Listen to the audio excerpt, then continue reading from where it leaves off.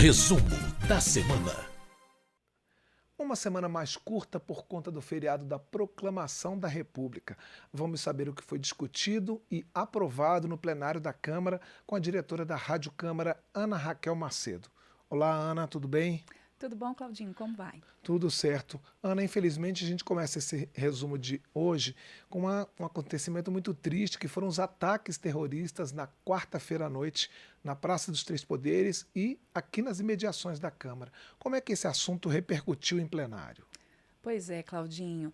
Esse foi um assunto que, de fato, ali na noite de quarta-feira, começou a dominar os debates no plenário. O que estava acontecendo? A gente estava tendo uma sessão na Câmara que estava discutindo uma série de propostas, entre elas, e nesse momento, quando começou a primeira notícia de uma explosão, os deputados eles estavam discutindo uma proposta que trata da imunidade tributária para igrejas. Bom, o que aconteceu? Primeiro teve uma explosão de um carro aqui próximo ao anexo 4 da Câmara dos Deputados. Para quem acompanha a gente, é de Brasília, tem um prédio aqui anexo, um anexo da Câmara dos Deputados, e numa via pública, ao lado desse prédio da Câmara, houve uma explosão de um carro. E logo na sequência, houve a notícia também de explosões em frente ao Supremo Tribunal Federal e ali na Praça dos Três Poderes, e na sequência, a notícia, a confirmação de que uma pessoa havia morrido. Bom, isso tudo, claro, repercutiu em plenário, vários parlamentares colocaram ali a questão da segurança de se permanecer em votação naquele momento, até que se houvesse mais notícias e mais informações a respeito do que se tratavam aquelas explosões, até que o presidente da sessão, daquela sessão, que nesse dia estava sendo presidida pelo deputado Sóstenes Cavalcante, ele decidiu, num primeiro momento, suspender a votação e, na sequência, à medida que as informações iam chegando, ele decidiu, de fato, encerrar a sessão de quarta-feira. Os deputados acabaram votando, só tendo as discussões, mas não votaram em si um projeto de lei ou uma proposta de emenda à Constituição, outros itens que estavam na pauta, e ele encerrou, então, essa sessão. E o que foi se descobrindo ali à medida que avançavam as investigações?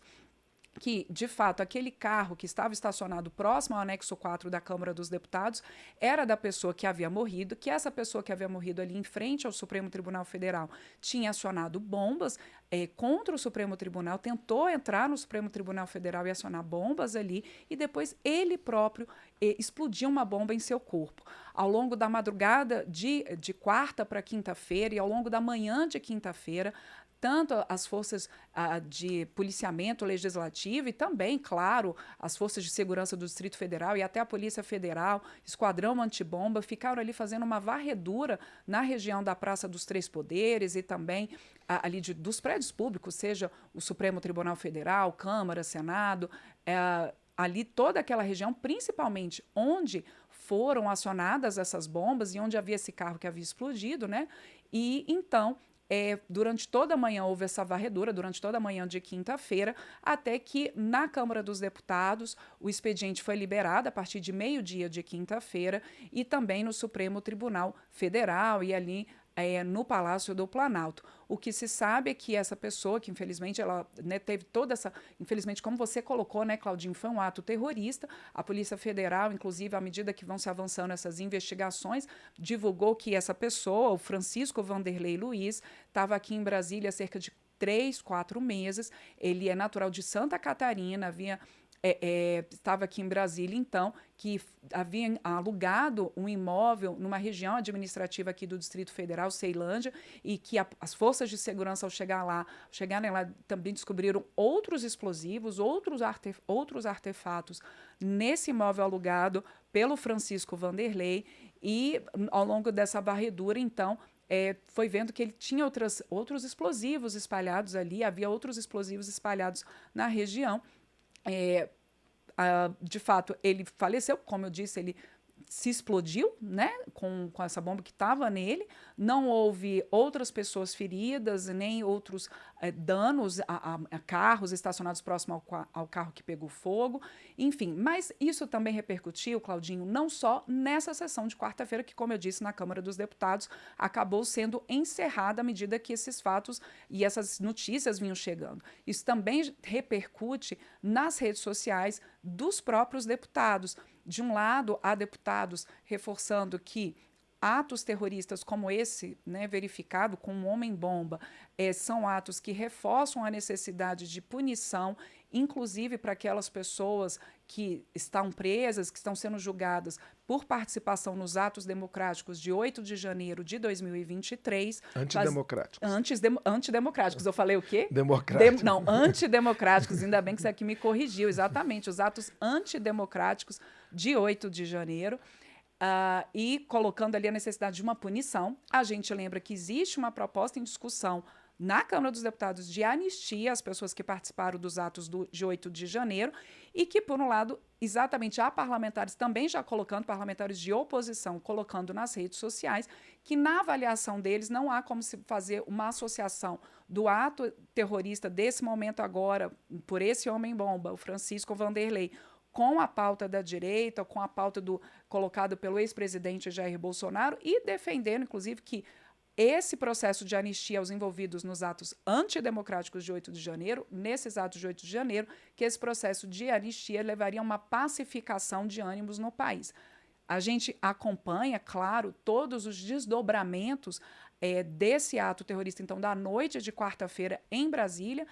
Lembra que tanto nas imediações próximas ali, né, nas vias públicas, a via pública próxima ao anexo 4 da Câmara dos Deputados, quanto ali na Praça dos Três Poderes, propriamente dita, em frente ao Supremo Tribunal Federal. Estes desdobramentos, a Polícia Federal está no caso, forças de segurança, e, claro, isso certamente deve continuar repercutindo na Câmara dos Deputados, no Senado Federal, no Congresso como um todo, nos próximos dias.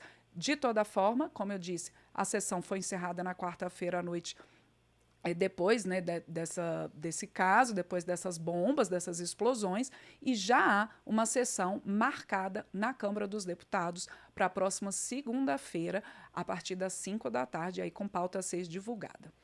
Pois é, e antes desse episódio lamentável, o plenário trabalhou bastante, né? Eu queria começar com propostas que foram aprovadas que dizem respeito à saúde e aos cuidados com as pessoas. Exato. Essa era uma proposta que vinha sendo discutida há um tempo, é uma proposta de criação de uma política nacional de cuidados.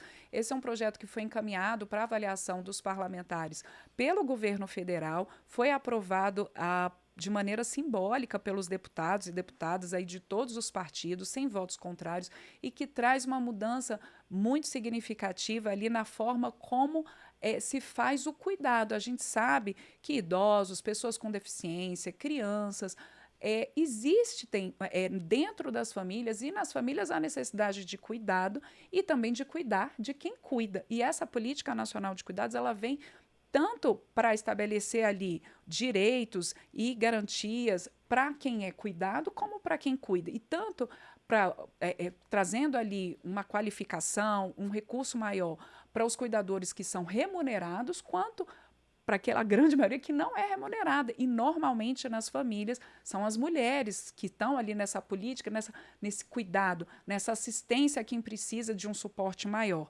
Sim, que às vezes tem que deixar de trabalhar, deixar de fazer outras coisas só para se dedicar a esse cuidado não remunerado. Exatamente. Então, o que a Política Nacional de Cuidados ela vem trazer? Ela vem estabelecer que o governo federal e os governos estaduais eles possam promover ações, inclusive destinar recursos para que haja esse suporte e direitos, tanto de quem cuida como de quem é cuidado, para que você tenha qualificação, para que você possa ter a sinalização num pacto aí de governos e empresas, para que esse cuidado não seja só uma tarefa das mulheres nas famílias, mas que os homens também possam se envolver cada vez mais nesse cuidado a quem precisa.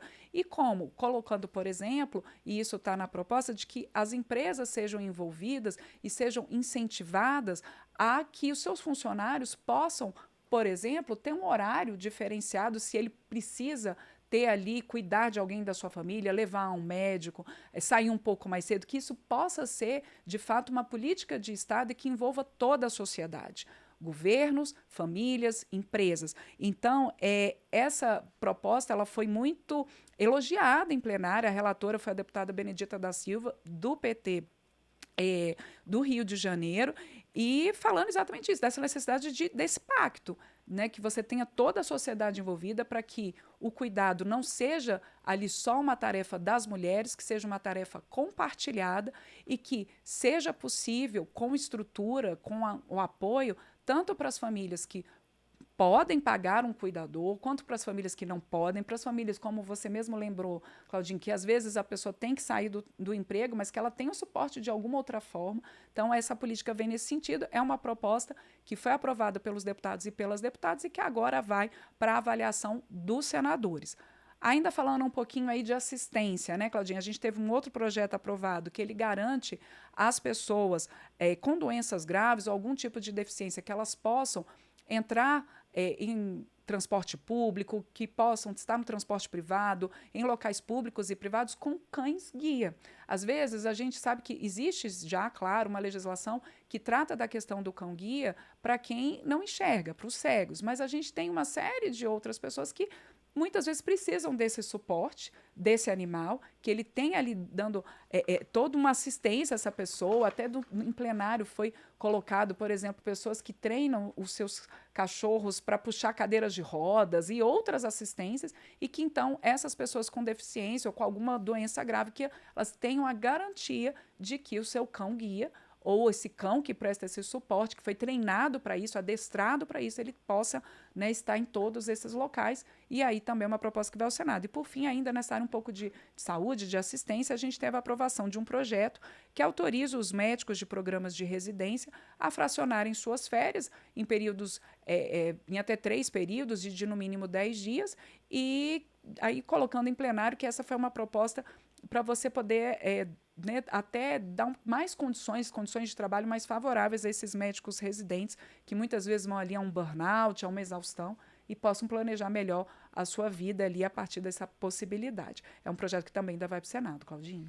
Ana Raquel, a gente também teve um plenário discutindo dinheiro, de 2 formas diferentes, né? Regras para o mercado de criptomoedas e também medidas provisórias que dão suporte financeiro ao Rio Grande do Sul, ainda por conta das enchentes de maio deste ano. Exatamente. Esse projeto que cria as regras para o funcionamento de corretoras que comercializam criptomoedas, como o Bitcoin, e também para quem investe em criptomoedas. Ele é um projeto que ele veio a partir, ele foi apresentado pela CPI das pirâmides financeiras, que funcionou em 2023, e ele tanto vê regras para o funcionamento dessas corretoras de criptomoedas, como também, como eu disse, para quem investe.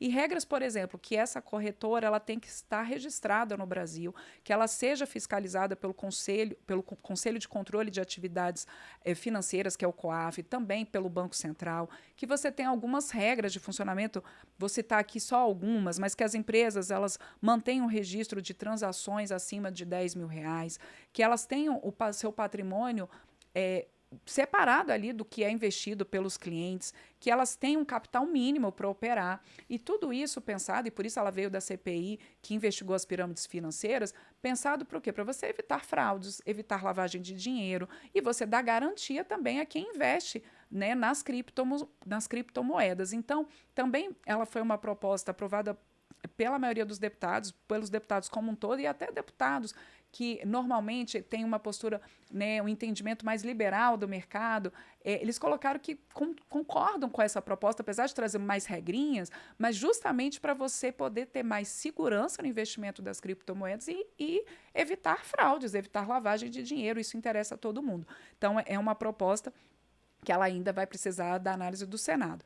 E aí a outra forma como você colocou de dinheiro é porque tanto os deputados quanto os senadores, eles votaram uma medida provisória com mais recursos para o Rio Grande do Sul. Desde que houve ali no primeiro semestre deste ano as enchentes afetando o Rio Grande do Sul praticamente como um todo, a gente tem acompanhado aqui no Congresso Nacional a liberação de recursos extras para que o Estado possa lidar com ainda as repercussões e as consequências dessas enchentes. Então, essa medida provisória ela libera 1,2 bilhão de reais, 1 bilhão e 200 milhões de reais, divididos aí entre diversas ações de ministérios para auxílio ao Rio Grande do Sul. E, além dessa medida provisória, a gente deve acompanhar nos próximos dias, nos plenários da Câmara, do Senado, a votação de outras MPs, de outras medidas provisórias, prevendo recursos para o Rio Grande do Sul. Foram, inclusive, medidas provisórias aprovadas pela Comissão Mista de Orçamento. Por enquanto, avançou essa 1244, né? Mas ainda há outras medidas previstas, podendo, então, liberar esses recursos tão necessários para a reconstrução do Rio Grande do Sul. Bem, o plenário também examinou e também aprovou mudanças na estrutura do Sistema Nacional de Esportes. Isso, foi uma última proposta, além dessas várias que foram aprovadas no plenário nessa semana. Essa proposta, em linhas gerais, ela coloca ali no Sistema Nacional de Esporte entidades privadas que lidam com o esporte. E aí, algumas dessas entidades muito conhecidas, né, como o próprio Comitê Olímpico Brasileiro, o Comitê Paralímpico Brasileiro, também a gente tem ali outras entidades deixando claro que o Sistema Nacional de Esporte ele também fazem parte dele entidades como a Confederação Brasileira do Desporto Escolar, a Confederação Brasileira do Desporto Universitário, que também entidades esportivas pertencentes a organizações sociais sem fins lucrativos que atuam na formação esportiva e no esporte para toda a vida também fazem parte desse sistema. E, na prática, o que muda? Muda, Claudinho, que uma vez estando como parte, e expressa ali que está parte do Sistema Nacional do Esporte, você tem a possibilidade de uma governança melhor sobre esses recursos, o uso dos recursos nessas entidades, mesmo sendo privadas, inclusive com a possibilidade de fiscalização pelo Tribunal de Contas da União, o TCU, quando há destinação de verbas federais, né, verbas públicas para essas entidades que fazem a formação dos nossos atletas, inclusive porque a gente tem previsão de destinação de recursos de loterias, por exemplo, para a formação de atletas. Então, ao você formalizar essa integração dessas entidades no Sistema Nacional do Esporte, você permite uma fiscalização melhor dessas entidades e do uso desses recursos públicos voltados para a formação dos atletas, para o esporte para toda a vida. Essa é uma proposta que ela já tinha vindo ali, sido votada pelos senadores, e ela pode ir, então, à sanção presidencial. Ana Raquel Macedo, com o detalhamento do que foi discutido e aprovado no plenário da Câmara. Ana, muito obrigado e até a próxima. Até a próxima, Claudinha. Eu sempre agradeço aqui no Resumo da Semana a quem também acompanha a gente depois, seja em podcast ou pela rede legislativa de rádio e nossas rádios parceiras por todo o país.